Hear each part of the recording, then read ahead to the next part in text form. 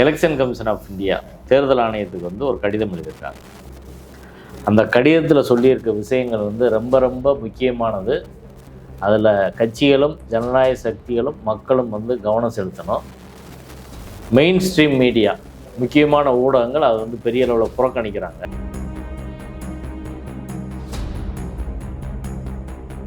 ஆனால் இதுவரை வந்து இந்த தேர்தல் ஆணையம் வந்து இந்த தேர்தலை வெளியிடவே இல்லை.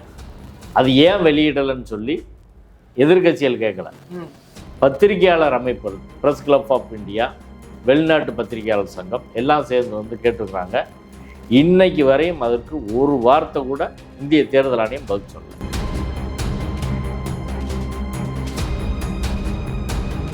ஆயிரத்தி 1925 வந்து ஆர்எஸ்எஸ் துவங்குறாங்க. 2025 நூற்றாண்டு விழா. 2025 நூற்றாண்டு விழா வருகிற போது அதிகாரத்திலேருந்து ஆர்எஸ்எஸ் போகுமா, மோடி பதவி இறங்குவாரா, தோத்தாலும் பதவி இறங்குவாரா அப்படின்ற கேள்வியும் சந்தேகம் எல்லாருக்கும்.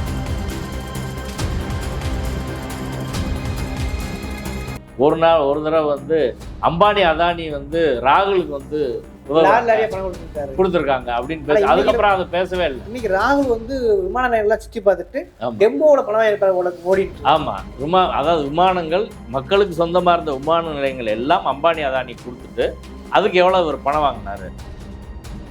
अभी हम लखनऊ एयरपोर्ट में लैंड किए हैं. चरण सिंह जी के नाम का एयरपोर्ट है और ऐसे 7 एयरपोर्ट 2020 और 2021 के बीच में 50 साल के लिए हिंदुस्तान की जनता की पूंजी मुंबई, अहमदाबाद, लखनऊ, मंगलुरु, जयपुर, गुवाहाटी, तिरुवनंतपुरम, जबरदस्त एयरपोर्ट जो जनता की पूंजी है. நாடு முழுவதும் அவர் போறாரு. எதுக்கு போறாருன்னு தெரியல, என்ன திட்டம் போடுறாங்கன்னு தெரியல. ஒருவேளை எலெக்ஷன் ரிசல்ட் எதிராக வந்தா என்ன செய்யறது அப்படின்றத பொறுத்தவரை வந்து நிறைய பேர் சோசியல் மீடியாவில் பேசுகிற அறிவுஜீவிகள், இன்டலெக்சுவல்ஸ், பத்திரிகையாளர்கள் என்ன சொல்கிறாங்கன்னா, ஒரு பெரிய வன்முறையை அவங்க நிகழ்த்துறதுக்கான எல்லா வாய்ப்பும் வந்து இருக்குது.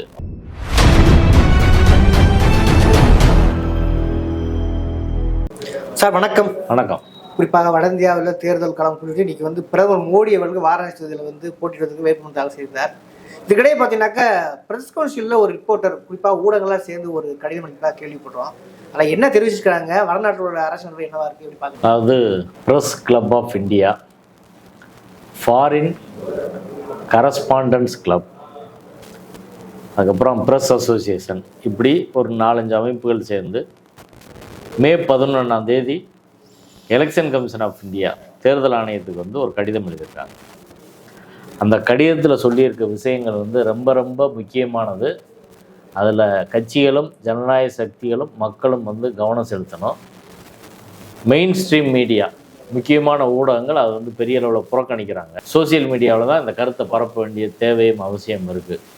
ஏன்னா இதில் முக்கியமான இன்டலெக்சுவல்ஸ் எல்லாம் இப்போ 3 கட்ட தேர்தல் முடிஞ்சு 4வது கட்டமும் முடிஞ்ச போது சில செய்திகளை வந்து பேசுகிறாங்க.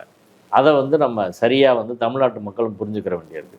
அந்த கடிதத்தோட சாரம் என்னென்னா, ஒவ்வொரு எலெக்ஷன் ஒரு கட்டம் முடிஞ்ச அப்புறம் 2019 அதுக்கு முன்னாடி இருக்க எல்லா தேர்தல்லையும் ஒவ்வொரு கட்டம் முடிஞ்ச உடனே இந்திய தேர்தல் ஆணையத்திலேருந்து ஒரு பத்திரிகையாளர் சந்திப்பு நடத்துவாங்க.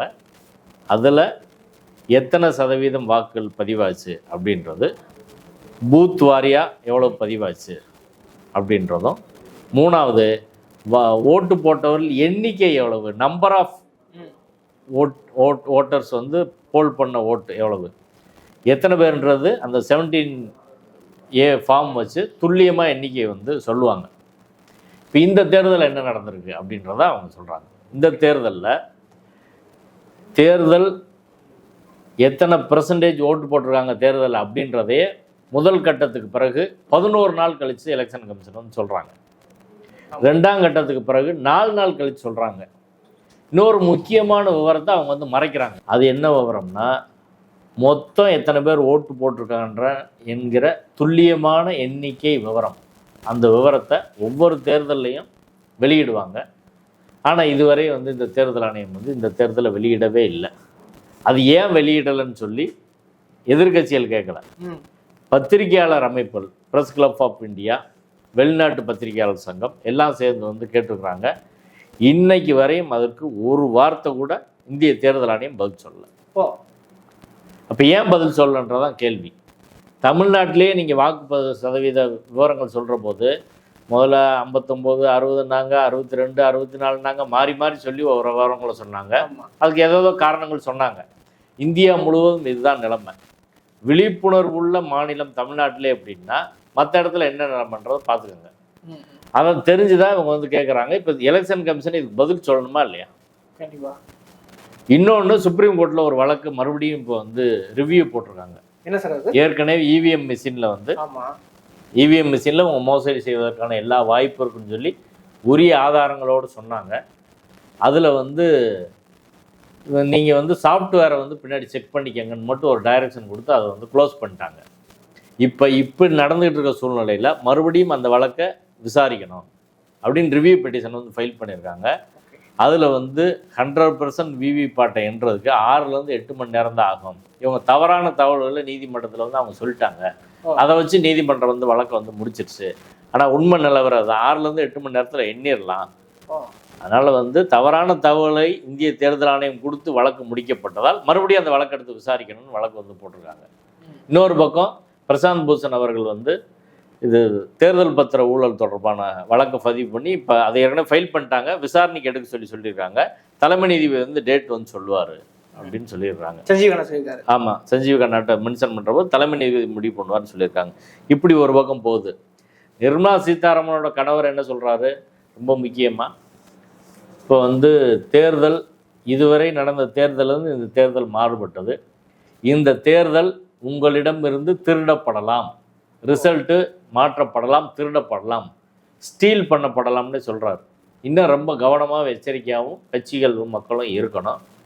ரெண்டாவது, 2025 ஆர்எஸ்எஸ்ஸின் 100ஆண்டு விழா வருது. முக்கியமானது.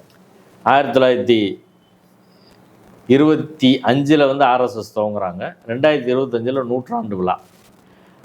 2025 100ஆண்டு விழா வருகிற போது அதிகாரத்திலேருந்து ஆர்எஸ்எஸ் போகுமா?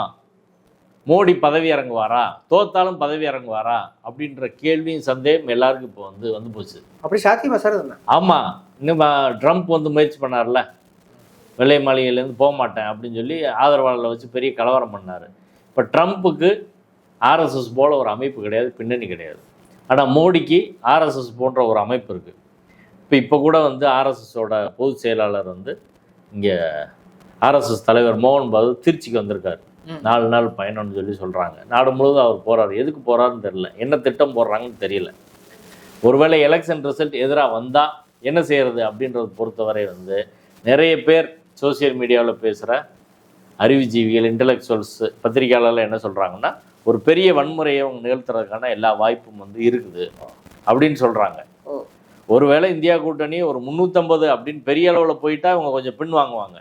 அப்படி இல்லை, ஒரு மார்ஜினில் நிற்கிது அப்படின்னா இவங்க எந்த எல்லைக்கும் போய் அதிகாரத்துலேருந்து இறங்காமல் இருக்கிறதுக்கு எல்லா வேலையும் பார்ப்பாங்க. ஒன்று, எலெக்ஷன் ரிசல்ட்லேயே ஃப்ராடு பண்ணுவாங்க.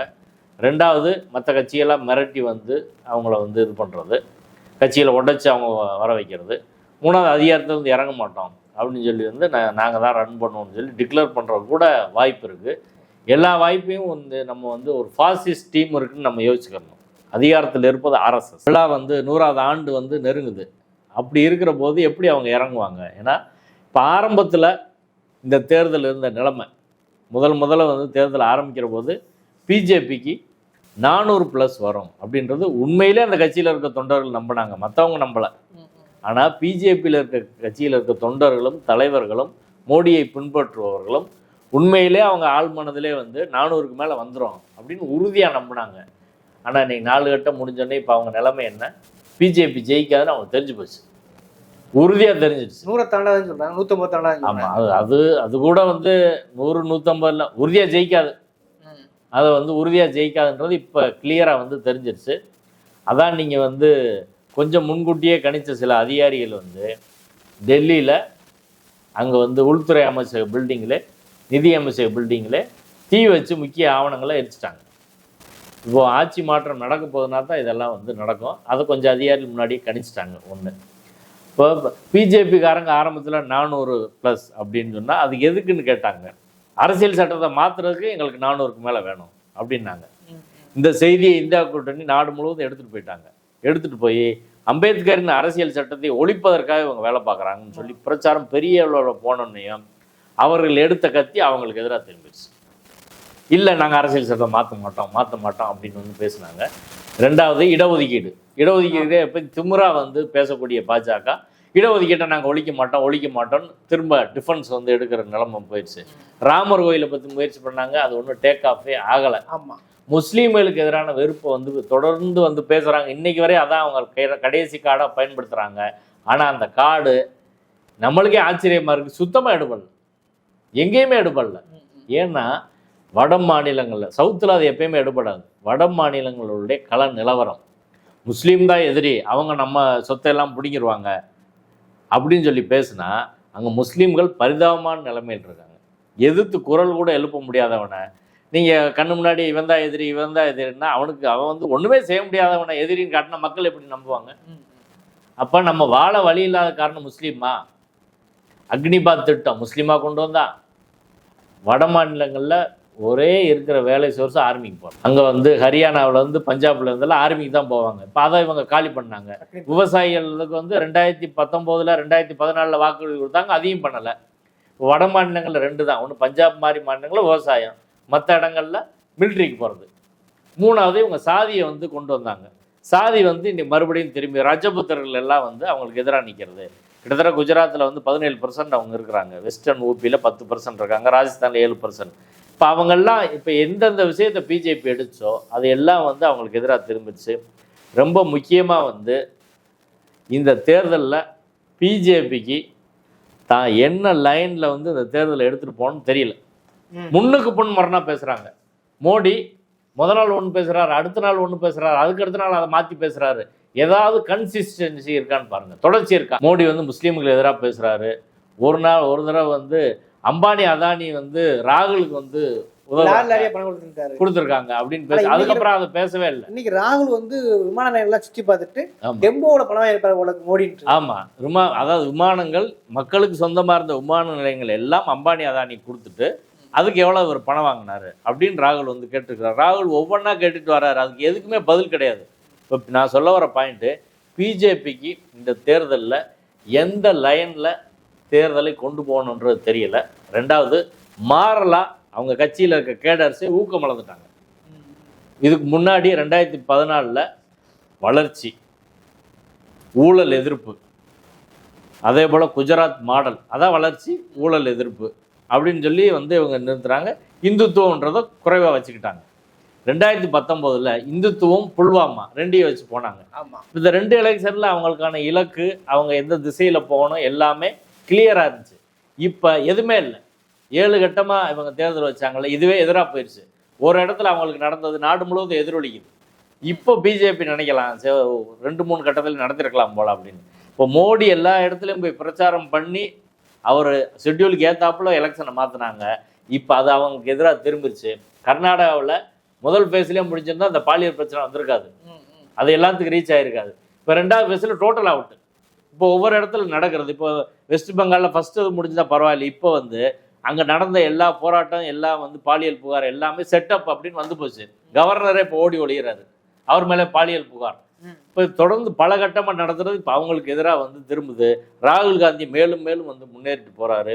இன்னொன்று முக்கியமாக பிஜேபிக்கு வந்து நம்பிக்கை இழந்துட்டாங்க. ஏன்னா அவங்க முதல் வரும்போது சொன்னது ஊழல் எதிர்ப்பு நாயகன் மோடி, வளர்ச்சி நாயகன் மோடி அப்படின்னு சொன்னாங்க. ஆனால் இன்னைக்கு ஊழல் பெருச்சாளிகளின் கட்சி பிஜேபி அப்படின்னு தேர்தல் பத்திரம் 5Gலேருந்து பல ஊழல் வந்து வெளியேறுச்சு. அதனால் ஊழலுக்கு எதிராக அவங்களால இப்போ பேசவே முடியாதுன்னு ஆகிப்போச்சு.